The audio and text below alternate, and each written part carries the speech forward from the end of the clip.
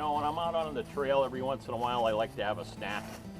I mean, it's part of enjoying the great outdoors, right? So instead of digging through my pack, I like to keep things in packages in my pocket. Nuts, berries, stuff like that.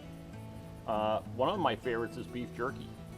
So the other day, I was out buying a pack of beef jerky, but I started reading on the back of it.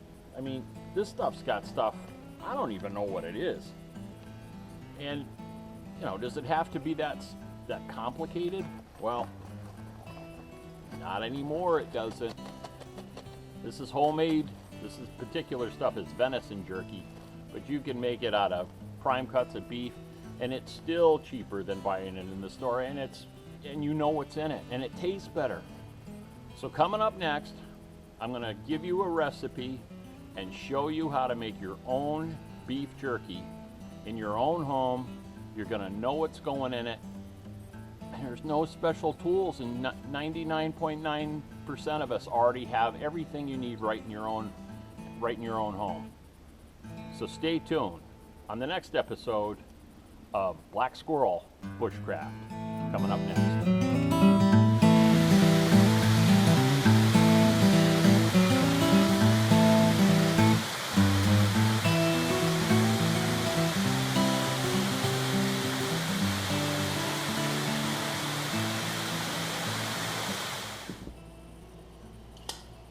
Okay, everybody, so the first thing you're going to want to do is start with some good beef. I've got about 1.25 pounds of a London broil. The recipe that I'm going to post is for 5 pounds. So when you're doing the recipe, take that into consideration. If you don't have 5 pounds, just do the division on all your ingredients. And I'm just going to give you a forewarning that especially around anything that's got any salt in it, because obviously it's going to get saltier if you don't tone down the ingredients. Okay, so the first thing I'm going to do is just rewrap this up, put it in the freezer, and let it stiffen up for about 10 minutes, and then slice it, and I'll be right back with you. Okay, so while the meat's in the freezer, we're just going to mix up our marinade that we're going to use to marinate the beef with. And I'm going to post the entire recipe down at the bottom of the page, but basically make enough marinade for the amount of meat that you get.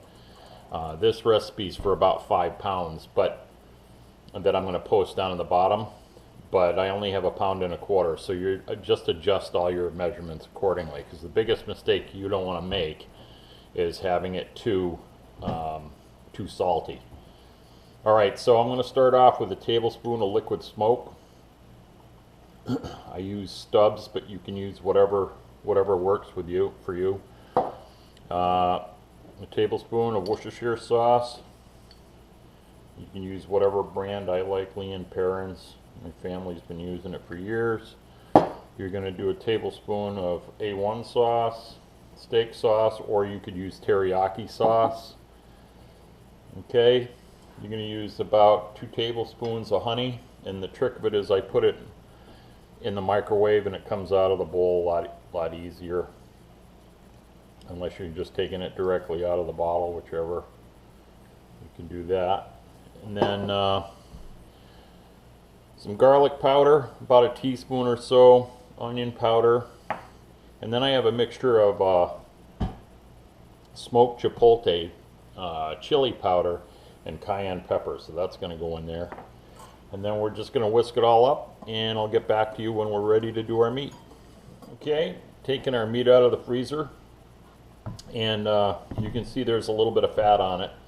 If you can trim that as you go, that's great. If you want to trim it now, whatever. I just sort of trim it as I go. If you want long strips, just cut the long way. Shorter strips, cut the side to side. Just basically, I use like no more than 1/4 inch. So, putting it in the freezer makes it just a lot easier to slice. And I'll trim that up too. Okay, and I'm going to do a combination of long and thin slices here. So, the other thing I didn't mention is you can also put red chili flake in this in place of chili powder too. Okay, so I'm going to slice the rest of this up, and I'll get right back to you. Okay, so I cut all our meat, try to keep them in as uniform as possible, and I trimmed all the fat, most of the inedible bits off. Just put it in a bowl, add the marinade, and then you're just gonna combine them and put it back in the refrigerator. I'd use a smaller bowl only. I don't have a smaller bowl right now. And then just combine it, put saran wrap over it if you want, and put it in the refrigerator for about 6 or 8 hours. And then we'll get back to you and show you how we load up. You can use either a dehydrator or the oven.